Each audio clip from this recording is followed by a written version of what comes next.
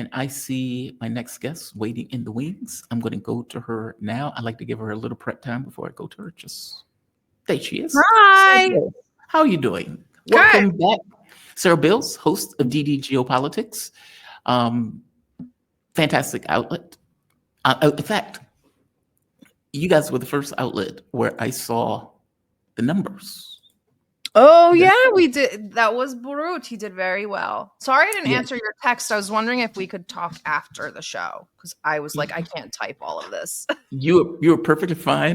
I was like, well, but Jamal, you send like a wall of text, and I'm like, I gotta take notes. I'm very verbose. And I get insecure in regards to what I'm thinking, or like, yes.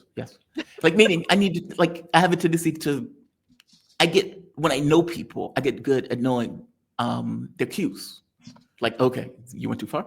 Not far enough? No, you never go too far. I'm just like, no, I can't. I'm not mentally equipped to text this now. And the audience is probably thinking, what the hell are these two talking about? So I asked Sarah about a weekend show. Maybe on a Sunday, maybe on Saturday, or something to that effect. Because I think it'd be great. It'd be like a weekend rundown. Both of us present our stories. Well, I think so too. Yeah, let's just discuss the details about how you want to do it. Fair enough. I know they're gonna be like, "What the hell are they talking about?" But the numbers. So the numbers, which I like, they are breathtaking. I used to say 1.3 million. Okay, I was way off by 500,000. Ukraine military losses expose 1.7 million dead or missing. Russian hackers have reportedly breached the Ukrainian General Staff's database, revealing catastrophic losses of the armed forces of Ukraine. According to the compromised digital registry, if the data is correct, if the data is correct, Ukraine lost 1,710,000 troops killed or missing over 3 years of the conflict. And obviously, the numbers are just getting worse. 118,500 first year, 405,400 second year. I want to point out, too, if you remember, they were saying, well, the Russians lost over 100,000 this year, but Ukraine only lost 8,000 this year. And media publicized that nonsense as if, here are the stats for what has taken place in Ukraine. Ukraine lost more than that in the first year alone. I'm just pointing out, 595,000 third year, 621,000. The year is not even over with yet. That number could hit 1 million easy, especially if you have a collapse on the front. Whew, that's rough. Give me a take on that. I mean, may as well start off on that since that's something that was put out. You guys did good work getting it out. You were one of the first sources. It's funny because I usually do believe Killnet. We've spoken with them prior. I mean, we don't know them personally because they don't really reveal their identities, but they're usually a decent source. It's funny because somebody asked me last week, numbers of casualties aren't something that I really think about or calculate, only because it's dark and I don't want a bunch of Ukrainians to die.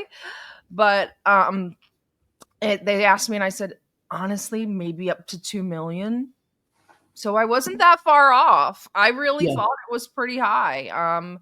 Just from watching what's been going on. I'd be curious about the Russian numbers too. I really don't have an accurate count on those, but I think that 1.5, 1.7 probably sounds about right. We thought it was 1 million back in 2020, late 2023. Remember? We thought it was almost 1 million back then. So, and we've seen 2025. I mean, people haven't been watching as much and rightfully so, because of Gaza and other things taking their attention. Somebody messaged me last night and was like, well, there really haven't been that many Russian gains this year. I was like, what? They won't stop moving. Like every day it's more. There was a Russian, they ambushed the Russians, I think the other day near Pokrovsk, which is like they're celebrating as if it's their Stalingrad.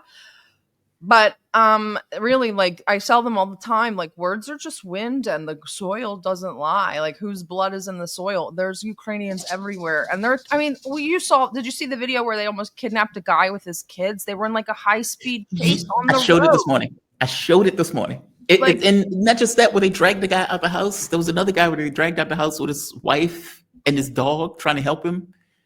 I mean, this stuff is outrageous, and those people are going to die. Like I saw somebody do the numbers. 90% of the people that they pull into the military are They dead. die.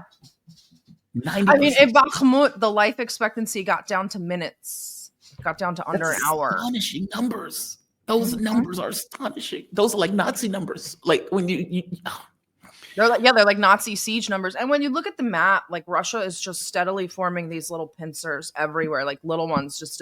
They make a little hole, and then they close it up. Another little hole, and then they close it up. And then they're just doing this right down the line. And they're moving so fast. And I also think, well, it's the season to have a lot of momentum. They always have a lot of momentum August, September, and October before the rainy season starts. But right now, while all the kerfuffle's going on with the talks and everything going on with Gaza, no timing is better. When you watch the assets that they're also bombing, it's very interesting because they're bombing stuff that goes to Israel. They're bombing NATO weapons. They're bombing Azeri oil. Yep. It's very interesting what they're bombing. And also, which I don't think gets a lot of coverage, I tried to cover it a little bit last night, Ukraine and Ukrainians, even like partisans and civilians, they have like this campaign going on where they want to disrupt Russian energy. So they're doing everything they can to hit all of Russia's oil refineries.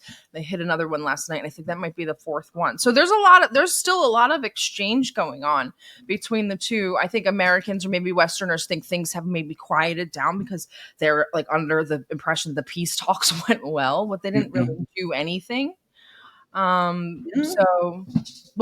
think they gave Russia new life, actually. If anything, they had the biggest attack of the year, I think, last night. It was huge last night.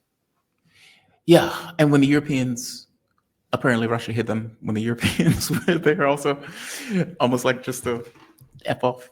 Well, I'm actually surprised that the coalition of the willing is already kind of falling apart. Like nobody. I never thought that they were going to put those. You didn't think that the NATO countries would.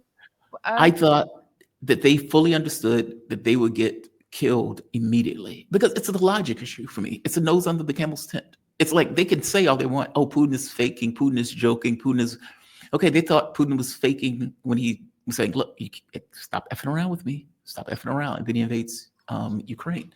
No, I think they understand that from the Russian point of view, this is a nose under the camel's tent. And if you allow 1,000 NATO troops in, you've effectively allowed 100,000. That's the thing. Yeah, that's the thing. So the hardest part is getting the first tranche in there. After that, you can just send soldiers as you want. So once you cross the line, and then this morning, while you were streaming, like right before I hopped on, Zelensky came out with a statement and said he'd be willing to agree to a frozen conflict. And it's like, we've done that twice. What are you even talking about? Like, are you guys just throwing the pasta at the wall at this point just to see what sticks? Like, nobody's going to go for a frozen conflict. I think this is kind of, but the fact that he's even offering it indicates reality. Meaning Russia's not offering a frozen conflict. Russia's not asking for a ceasefire. Like that's very clear, right? It's those European buffoons that came in a parade of buffoons and degenerates that are begging Trump, please, daddy, do something. Why are they doing that? They're doing it because they know that the reality and the facts on the ground has created a certain context that is driving towards a certain degree of failure. Regardless of Zelinsky and what he says, he knows it's true. And so, hey, let's have a ceasefire. Okay. Well, let's have a frozen conflict. Let's do this. Let's do that. With the hope, I suppose, of manipulating Donald Trump on some level, of maneuvering Trump into saying, see, those bad Russians don't want to freeze the conflict. No, dude. No, they're not. Why would they do that? That's a ceasefire. Why would they do that?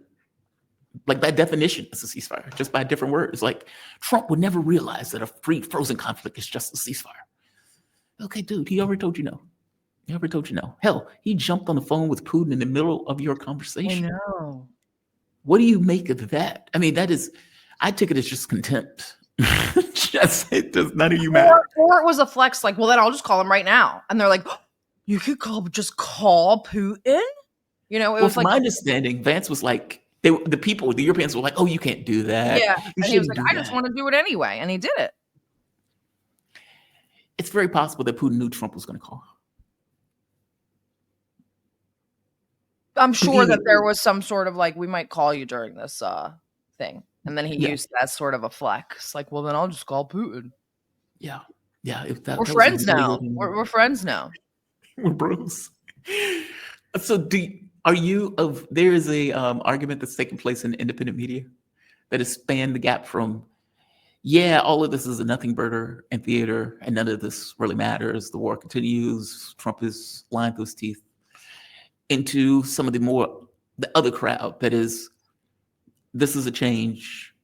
Trump seems to be aiming towards something, whether he gets it or not. He seems to be aiming in that direction, with management of Europeans, with an agreement with the Russians in regards to, we're going to end this war.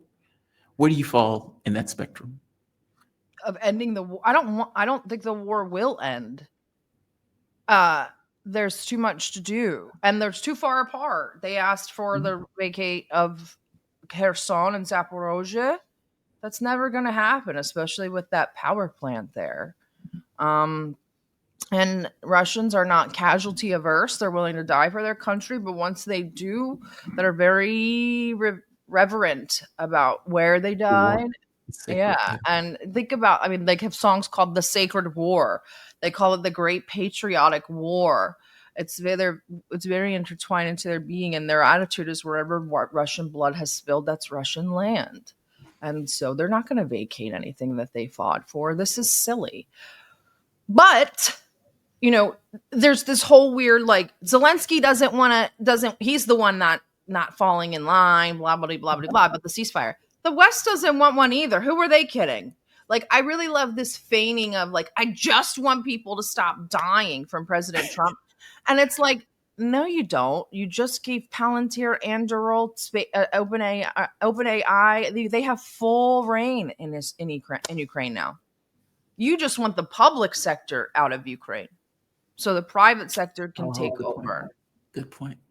So he can hide the public sector, right? If he says, I've backed out, government money is no longer going. What he's actually done is put contracts in place, especially in the UK. You can see them. There's more documentation. And also with Germany now with Rheinmetall, these companies have been doing Elbit and Rheinmetall, two Zionist enterprises that supply Israel, are teamed up with Anduril and Palantir to give weapons to Ukraine. The Europeans are on the hook for these contracts. They're obligated to buy the weapons and then ship them over to Ukraine. That's why yesterday Robert Fico came out and said, not in my wildest dreams would I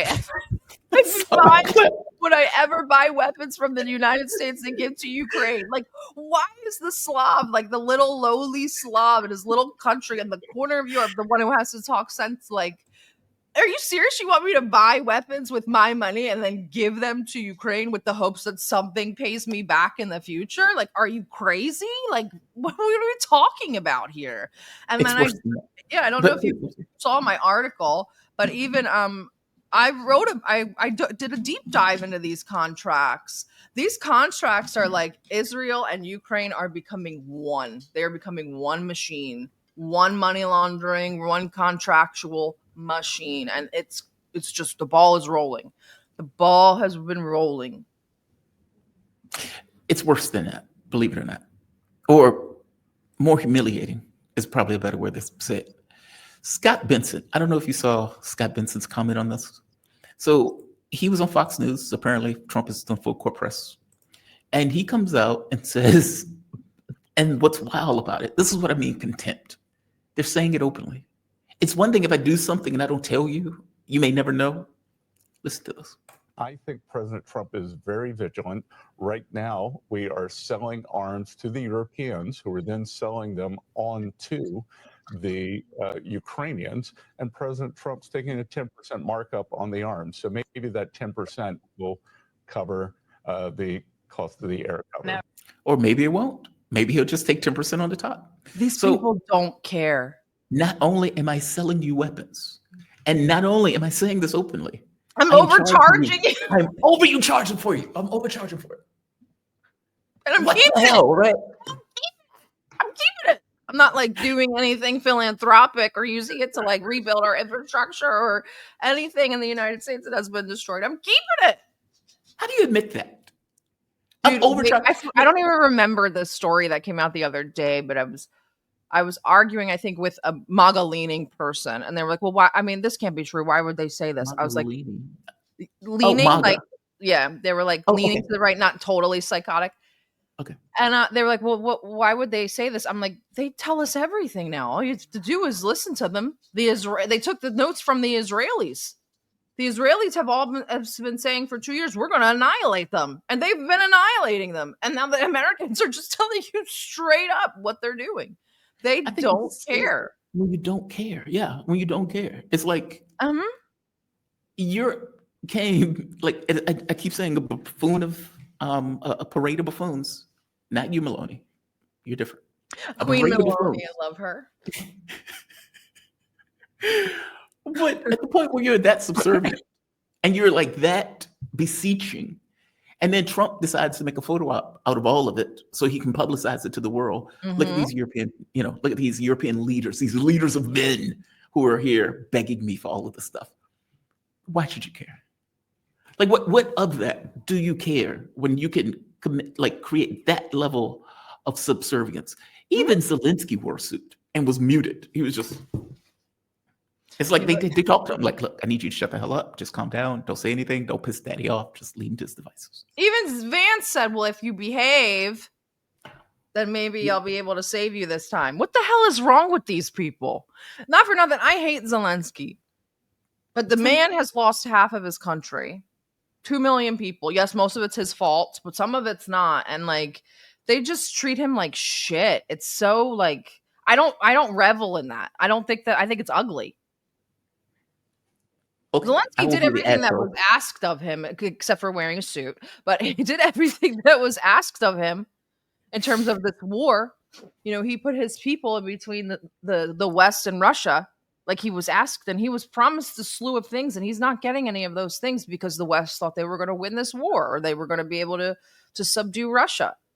So he's not really in a fair spot either. If you really try to sympathize with the guy's horrible person, but the way that they are going about this is very disquieting, because it's like, we have supported you in the loss of 1.5 million of your people, and now we're making fun of you in the White House. It makes me very uncomfortable. I don't like it. I am pro miserable people having a rough life. Yeah, but I hate MAGA more than I hate Zelensky. Isn't that crazy? I hate all of them. I do too. I mean, if I tell you, I say, Sarah, I'm going to give you a car. I'm going to give you $20 million. I just need you to go and murder 20 people. I might do it for 20 million. If you attempt to do that, you're a horrible person. And by the way, that's just 20 people. 1.7 million people are dead as a result of Zelensky. But I don't think it was so much as, I'm going to give you. It was, we are going to bring Ukraine into the EU. We are going to bring Ukraine into NATO. I mean, look at Pashinyan. Pashinyan's a terrible leader and an idiot, but he's also under the spell that, if we can get into the EU and NATO, it's smooth sailing from there. It's like they don't really watch what's going on. Those things were dangled in front of Ukraine like carrots. Plus, he has Kolomoisky up his ass. Well, he doesn't anymore, but he did for those formative years. And he's a crazy, crazy psychotic Zionist. So, he's already got that. And you don't believe that Zelinsky has a suitcase full of money? Oh, he's got a go bag. Yeah, he's got a go bag. Yeah, of course. So he did get personal gains out of all of the money that's being done on Ukraine. Exactly. That's my point. It's not this, we're just patriots. We've got 1.7 million people killed just because we love Ukraine so much. It's not that. And even now, where Zelensky is in this position of he has no future and he doesn't end the war. Meaning, it's not like Zelensky's and to make it even worse, Zelensky gets elected on a peace ticket and then flips and internalizes this idea of, I am the fighter of the Russians. Look at my wall with 2 pictures of Moscow burning. Okay, dude, you play the piano with your penis. Let's be honest, right? Did you know that when he played the piano with his penis, he was playing Jewish songs? He played the Hava Nagila. I did not know that until I did the research for my paper. Interesting. I thought it was interesting too. I was like, why is he playing? Well, right, he's half Jewish, but no, he's fully Jewish. He's not half. He's full Jewish. I thought he was half Jewish. I thought his mom or dad or something was Jewish. They live in Israel. At the end of this war, he better take that money and make a beeline to France. He's going to They are Israel. going to string his ass up. Oh, they tolerate his ass. He is tolerated. There's a difference. Yeah. Oh, he's tolerated right now by the far right. Yeah. Yeah, he's tolerated. Wow. Can we talk about well, one thing before I let you go with this one. Minsk 3. Is this Minsk 3? I thought it was Budapest. We're going to do a Budapest memorandum again. I don't know. I don't think that there will be no Minsk. Maybe they'll go to Minsk, but there will be no Minsk agreement. I mean, all you have to do is replay the reel from 1 and 2 where they're just laughing. No, that's not what I mean, sir.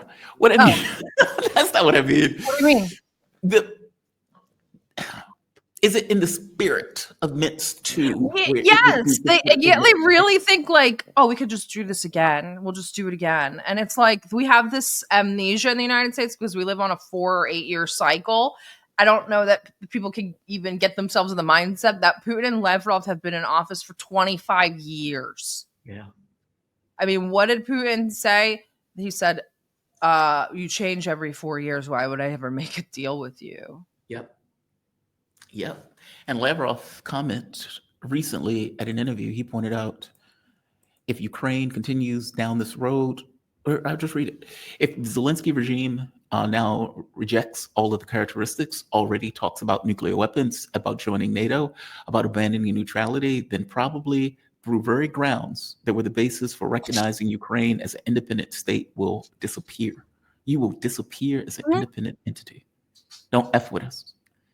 I agree with you on this. Thankfully, I agree with you on this. I know the audience is like, you guys always fight like cats and dogs. Yeah, but that's what makes it great. Yes, but on this, I agree. I don't believe for a moment. As I keep telling people, some people are very cynical. They was like, oh, this is just Minsk 3. Minsk 3 requires agreement. Yeah. They're not going to get agreement from the Russians on this. You're not going to get an agreement from the Russian army either. Even if Putin sat down and signed the paperwork, which would never happen, but even if Putin sat down and signed, the army is not near Moscow. They already said, we'll just keep going.